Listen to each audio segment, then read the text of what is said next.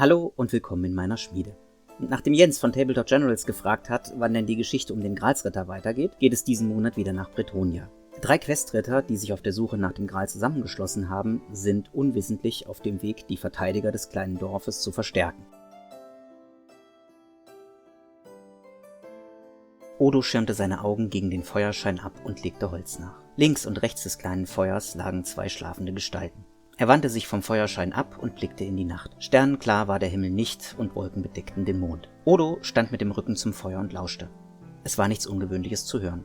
Kleine Tiere raschelten im Gras, eine Eule schrie und in der Ferne meinte er das Heulen eines Wolfs zu hören. Die Pferde waren etwas unruhig, was aber wahrscheinlich daran lag, dass sie auch das Rufen des Wolfes gehört hatten. Sie beruhigten sich aber schnell. Es waren Schlachtrösser, große, massige Tiere, die nicht nur ihren Reiter in voller Rüstung in den Kampf trugen, sondern auch ausgebildet waren, mit den Hufen auszuschlagen, manche bissen sogar nach dem Gegner. Odo sprach beruhigend auf die Tiere ein, ging einmal um sie herum und klopfte dabei jedem von ihnen auf den Hals. »Schon gut«, sagte er dabei, »nichts, mit dem wir nicht fertig werden würden.« Odo und seine Freunde Algernon de Courret und Gregor of Merton hatten ihr Lager unter den Ästen einer großen Eiche aufgeschlagen. Sie stand am Straßenrand und rundherum war freies Feld. Scheinbar hatten schon öfter Reisende unter ihren Ästen Zuflucht gesucht.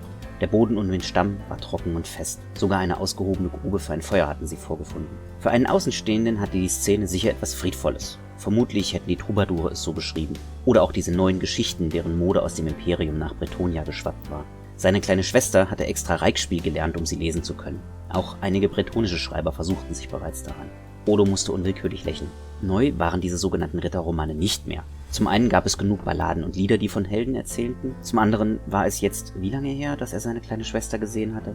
6 oder 7 Jahre? Mehr als 8 konnten es auf keinen Fall sein. Wahrscheinlich war sie längst verheiratet und hatte Kinder. Ja, er war schon sehr lange auf der Suche. Hatte gegen zahllose Feinde gekämpft, meistens Orks, aber auch gegen Goblins. Und als er an der Grenze zum verfluchten Musillon entlang gezogen war, hatte er es sogar mit den wandelnden Toten aufgenommen. Irgendetwas hatte ihn dorthin gezogen. Er konnte nicht sagen warum, aber genau dieses Irgendetwas hatte ihn noch davon abgehalten, tiefer nach Musillon einzudringen. Er hatte keine Angst gehabt, aber es war, als ob eine innere Stimme sagte, jetzt noch nicht. Es ist noch zu früh.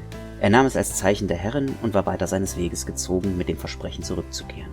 Einige Wochen später war er Algernon und Gregor begegnet. Wie Odo suchten beide nach dem Gral. Sie hatten sich bei der Durchquerung des Axtschartenpasses kennengelernt, als sie aus dem Imperium zurückkehrten. Die beiden hatten ihm erzählt, dass sie nacheinander dieselben Orte besucht hatten, nur einer dem anderen immer ein paar Tage voraus. Am Pass waren sie einander begegnet und von da ab gemeinsam weitergezogen. An einer Wegkreuzung waren sich die 3 dann endlich begegnet. Ganz nach Sitte der Fahrenden und Questritter hatten sie einander zu einem freundschaftlichen Duell gefordert. Algernon und Gregor hatten gelost, wer zusehen und wer kämpfen würde. Gregor hatte gewonnen und während Odo und Gregor kämpften, bereitete Algernon das Lager vor. Als die beiden Kontrahenten ihren Kampf beendet hatten, begann die Sonne bereits zu sinken. Sie ließen sich am Lagerfeuer nieder und erzählten von ihren bisherigen Reisen. Während Odo von seinem Erlebnis an der Grenze zu Musillon berichtete, waren die beiden anderen still geworden. Dann hatte Algernon angefangen. Mir ist etwas Ähnliches passiert. Ich war gerade auf dem Weg. Ich wollte von Bordelot nach Artois ziehen, bevor ich die Berge überqueren würde. In Musillon soll es eine heilige Insel geben, auf der leben Mönche, die ein Heiligtum Tals bewachen. Ich habe davon in einer Herberge gehört und wollte es mir ansehen. Außerdem wollte ich mit eigenen Augen sehen, ob Musillon wirklich so verkommen ist, wie alle behaupten. Ich hatte die Grenze gerade überschritten, als mich das Gefühl überkam, dass ich nicht dort sein sollte. Ich ritt noch ein Stück weiter, bis ich die Straße endgültig im Sumpf verlor, und das Gefühl wurde immer stärker. Schließlich beschloss ich zurückzureiten und meinen ursprünglichen Plan wieder aufzunehmen und in das Imperium zu ziehen. Gregor hatte nichts von einem Erlebnis in dem gefallenen Herzogtum zu berichten. Ich wollte einfach die andere Seite der Berge sehen, sagte er. Jedenfalls war das schon immer mein Wunsch gewesen. Mein Vater ist mit einem Händler befreundet, der Wein aus Bretonnia im Imperium verkauft, und der verdient damit wohl sehr gut. Er hatte von den technischen Wundern Nullens berichtet, und die wollte ich mir einfach mal ansehen. Je weiter ich aber in das Imperium ritt, desto mehr überkam mich das Gefühl, mich von etwas Wichtigem zu entfernen.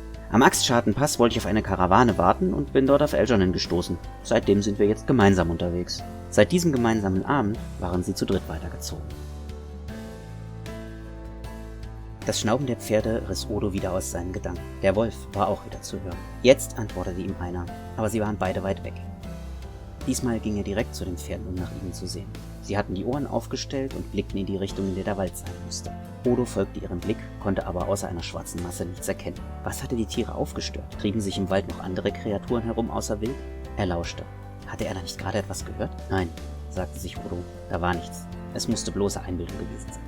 Die Pferde waren allerdings hellwach und beobachteten die Umgebung. Irgendetwas stimmte hier nicht. Das Wolfsgeheul ertönte erneut. Die Antwort folgte, riss aber jäh ab. Es folgte eine kurze Stille, dann ertönte ein Gebrüll, das entfernt menschlich wirkte. Ja, das waren keine normalen Tiere, aber auch keine Orks. Odo trat an die Feuergrube heran und schob die Erde, die sie genau für den Fall bereitgelegt hatten, auf die Flammen. Sofort wurde die Dunkelheit bedrückender. Er wartete noch, bis sich seine Augen an die neuen Lichtverhältnisse gewöhnt hatten. Vorsichtig stieß er an Gregors Schulter. »Gregor, wach auf, irgendwas stimmt hier nicht.« Gregor schreckte aus dem Schlaf auf und seine Hand lag bereits am Schwertgriff. Dann erkannte er Odo und beruhigte sich etwas. »Was ist denn los?« fragte er verschlafen. »Bin ich schon mit Wache dran?« »Nein, aber irgendwas stimmt hier nicht.« »Du hast wohl Angst im Dunkeln«, spottete Gregor. »Nein, aber sieh dir mal die Pferde an.« Gregor folgte Odos Finger und sah, dass die Tiere angespannt in eine Richtung starrten. »Du hast recht, hier stimmt wirklich etwas nicht. Vielleicht haben wir es nur mit einem Bären oder Wolf zu tun. Trotzdem will ich von dem nicht im Dunkeln überrascht werden.« Da war auch noch was anderes, begann Odo, als wieder dieses merkwürdige Brüllen zu hören war. »Verdammt«, kam es von Gregor. »Die Biester haben uns gerade noch gefehlt.« Er stieß Algernon unsanft in die Seite. »Los, aufwachen! Sieht so aus, als ob wir Gesellschaft bekommen.« Algernon drehte sich verschlafen zu den beiden anderen um. »Was ist denn los?« fragte er. Statt einer Antwort hörten sie das Brüllen, das sich für Odo schon bedenklich nah anhörte. »Das ist los«, kam es von Gregor. »Verflucht, sind das Tiermenschen?« Algernon war sofort auf den Beinen und zog sich Gambeson und Kettenhemd über. »Ich denke nicht, dass es die Schäferstöchter sind, die zu einem Stelldichein kommen«, erklang es von Gregor gedämpft, als der seinen Gambeson über den Kopf zog. Es dauerte eine schiere Ewigkeit, bis er auch endlich das Kettenhemd übergestreift hatte. Mittlerweile schnaubten die Pferde unruhig, als sie spürten, wie die Anspannung ihrer Herren wuchs, und zerrten ungeduldig an ihren Halteseilen. »Die scheinen sich auch schlagen zu wollen«, stellte Algernon fest, als er auf die Pferde zeigte. Wie als ob sie es bestätigen wollten, zerrten sie noch mehr an den Seilen. »Wir sollten die Pferde satteln«, schlug Algernon vor. Odo blickte ihn an. »Du willst doch wohl nicht etwa fliehen?« fragte Gregor skeptisch. »Nein, aber es ist besser vorbereitet zu sein. Außerdem ist es immer noch besser, den Bestien beritten entgegenzutreten, als zu Fuß.« Gregor dachte kurz nach.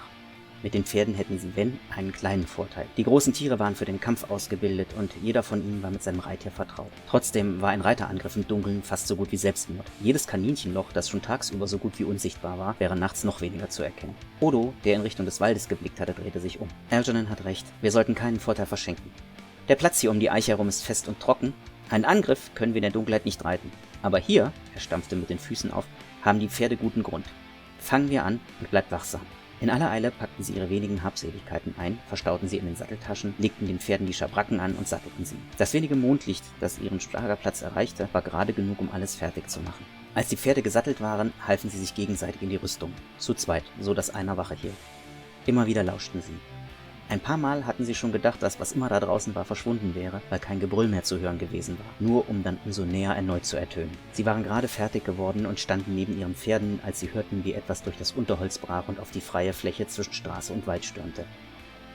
»Wie es scheint, sind unsere Freunde angekommen«, Gregor wies in Richtung des Waldes, aus dem dunkle Gestalten hervorbrachen.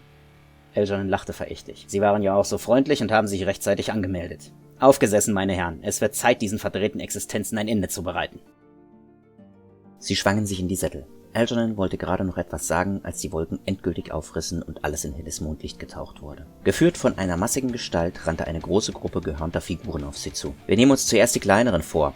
Der Große kommt zum Schluss dran. Bis dahin weichen wir ihm aus, so gut es geht«, befahl Odo, während er den Helm aufsetzte. Als er durch den Seeschlitz blickte, hatte sich etwas verändert. Das Mondlicht war hell, aber irgendwie kam es ihm vor, als ob es jetzt noch heller schien. Das freie Feld um sie herum war fast taghell erleuchtet. Er kniff die Augen zusammen, die Umgebung blieb so. Sollte das eine Fügung der Herren sein, die ihren Rittern beistand? Er sah nach links und rechts. Algernon und Gregor warteten. Es schien, als würden sie nicht besser sehen können. Im Wald vor sich sah er eine leuchtende Frauengestalt, die winkte. Fast schien es so, als wolle sie, dass er ihr folgte. »Folgt mir! Bleibt dicht bei mir, wir durchbrechen die Linie. Ich werde euch alles später erklären.« Gregor öffnete den Mund, aber Algernon schüttelte den Kopf. »Für die Herrin«, rief Odo und gab seinem Pferd die Sporen. Seine Freunde stimmten in den Ruf ein und trieben ebenfalls ihre Pferde an. Dann trafen sie aus die Tiermenschen. Sie durchbrachen die in ungeordneter Linie vorrückenden Bestien und hieben nach links und rechts. Die Pferde pflügten sich einen Weg durch die stinkenden Leiber. Schließlich waren sie durch ihre Feinde durchgebrochen.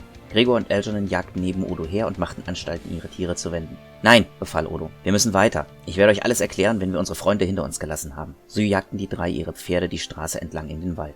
Odo sah alles klar und deutlich vor sich. Die Straße und den Wald. Sie kamen an einem kleinen Haus vorbei, das schon vor Jahren niedergebrannt sein musste. Gregor und Algernon hielten sich dicht neben ihm, die Köpfe über die Hälse ihrer Tiere gebeugt. Odo warf einen Blick über die Schulter. Von ihren Verfolgern war noch nichts zu sehen. aber er wusste, dass sie hinter ihnen waren. Er gab seinem Pferd noch einmal die Sporen. Er spürte, wie sich das Tier unter ihm streckte und schneller wurde. Weiter vorn sah er den geisterhaften Schimmer der Gestalt. Sie schien immer gerade außerhalb des Sichtfelds zu sein. Geführt von Odo jagten die drei den Weg entlang. Nach einer gefühlten Ewigkeit ließen sie die Bäume hinter sich und Mondlicht umfing sie. Endlich ließ Odo sein Pferd langsamer werden. Er nahm seinen Helm ab und fuhr sich durch das schweißnasse Haar. Also, fragte Algernon, warum sind wir wie tollwütig durch den Wald geritten? Ein Ast und wir hätten uns das Genick gebrochen. Und wieso haben wir den verlausten Tier nicht in Garaus gemacht? Odo sah seinen Freund an. Sie wollte nicht, dass wir dort bleiben, sagte er einfach. Algernon starrte ihn an. Als ich den Helm aufgesetzt habe, habe ich eine Frau gesehen, die mir Zeichen gab, ihr zu folgen. Und ich konnte sehen wie bei Tageslicht. Gregor sah seinen Freund ungläubig an. Sie ließen ihre Pferde weiter im Schritt gehen und unterhielten sich leise. Immer darauf achten, ob das Geheul und Gebrüll hinter ihnen ertönte. Ihre Spur hatten die Bestien sicher nicht verloren. Vor allem, weil sie weder die Straße verlassen, noch ein fließendes Gewässer passiert hatten. Nein, ihre Freunde würden ihnen bald wieder auf den Fersen sein. Sie ritten schweigend weiter. Glaubst du, es war die Herrin, die sich dir offenbart hat? Fragte Gregor. Vielleicht war es aber auch eine ihrer Dienerinnen. Sei es wie es sei. Sie wollte, dass wir diesem Weg folgen. Also tun wir das, antwortete Odo. Gregor nickte. Der Weg zum Gral war lang und lag im Dunkeln. Ein Questritter musste sich des Grals als würdig erweisen. Also war jeder noch so kleine Hinweis auf den richtigen Weg wertvoll. Jeder der drei hing seinen Gedanken nach, als sich langsam ein Silberstreif am Horizont abzeichnete. Gregor atmete tief ein. Riecht dir das auch? Algernon sah ihn an, dann hielt er die Nase in den Wind. Ja, ganz leicht. In der Nähe muss ein Heuschauer gebrannt haben. Die Straße führte einen Hügel hinauf, auf dem ein großer Baum stand. Mittlerweile war die Sonne aufgegangen. Unter ihnen in der Senke lag ein Dorf. Jetzt sahen sie auch, woher der Brandgeruch kam. Eine der Scheunen, die etwas außerhalb stand, war niedergebrannt. Algernon schnaubte verächtlich. Deswegen hatten es unsere Freunde nicht eilig, uns einzuholen. Sie wussten genau, dass wir auf das hier stoßen würden. Das Dorf schien schon seit einigen Tagen von einer Horde Tiermenschen belagert zu werden. Umso beeindruckender war es, dass die Bewohner scheinbar noch lebten. Algernon pfiff. Seht euch das an? Die Leute haben den Biestern ja schon einiges abverlangt. Auf dem Feld vor dem Dorf lagen verdrehte Körper, aus einigen ragten Pfeilschäfte und ein unangenehmer Geruch von verbranntem Fleisch lag in der Luft. Sie haben ihr Dorf sogar befestigt, Gregor wies mit dem Finger auf die Barrikaden. Die beiden anderen schauten genauer hin. Die Zugangswege zum Dorf waren mit Baumstämmen und Erdwällen verschlossen worden, die Fenster der Häuser am Ortsrand mit Brettern vernagelt. Einige Dächer waren ausgebrannt, aber im Großen und Ganzen schienen die Dorfbewohner dem Angriff standgehalten zu haben. Mit 2 schweren Heuwagen, deren Seiten mit Brettern vernagelt waren, hatten sie ein Tor errichtet. Ich glaube, meine Herren, sagte Odo, während er seinen Helm vom Sattelknauf löste, diese Menschen da unten brauchen unsere Hilfe. Sie setzten sich in Bewegung und hielten auf das Tor zu. Als sie den Fuß des Hügels erreicht hatten, ließen sie die Pferde in vollen Galopp übergehen. Die Pferde stürmten auf das Lager der Tiermenschen zu. Ein kleinerer kam aus einem Verhau gekrochen und entfernte sich ein Stück von den Unterständen. Es schien, als ob er gerade Wasser lassen wollte, als er die 3 Ritter sah. Er drehte sich um, rannte zum Lager und schrie. Die Ritter donnerten auf ihren Schlachtrössern heran, und bevor der Tiermensch noch einmal schreien konnte, trennte Gregor ihm mit einem sauberen Hieb den Kopf ab. Die nächsten Bestien kamen schlaftrunken auf den Weg und starrten sie aus großen, ungläubigen Augen an. Sie wurden von den massigen Pferdekörpern umgestoßen und verschwanden unter den Hufen. Irgendeine dieser Kreaturen blies in ein Horn, ein zweites antwortete. Odo, Algernon und Gregor hielten weiter auf das Tor zu. Alles, was ihnen in den Weg kam, wurde niedergemacht und von den Pferden zertrampelt. Sie hatten das Tor fast erreicht, als sich eine Gruppe der größeren Tiermenschen ihnen in den Weg stellte. Vor sich die großen Gors, um sie herum die kleineren Tiermenschen. Sie schlugen und hackten sich ihren Weg frei, wurden aber immer langsamer, bis sie schließlich nicht mehr vorankamen. Gerade als Algernon dachte, dass ihr Weg hier sein Ende finden würde, ertönte ein Horn im Dorf. Die Wagen, die das Tor bildeten, wurden zur Seite gezogen und heraus stürmte ein Ritter in rotem und blauem Waffenrock. Hinter ihm waren 2 weitere Ritter, denen eine Schar Bewaffneter zu Fuß folgte. Sie fielen den Tiermenschen in den Rücken, die von diesem Angriff völlig überrumpelt wurden. Der Anführer trieb die Bestien auseinander und ritt auf die Eingeschlossenen zu. Wir können das Tor nicht lange offen lassen. Folgt mir! Odo, Algernon und Gregor nickten.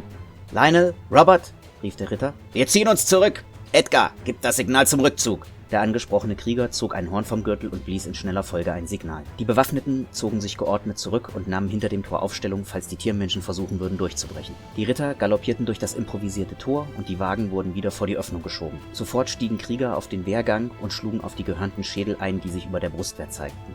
Die Ritter, die den 3 Freunden zu Hilfe gekommen waren, sprangen von ihren Pferden und rannten zur Barrikade.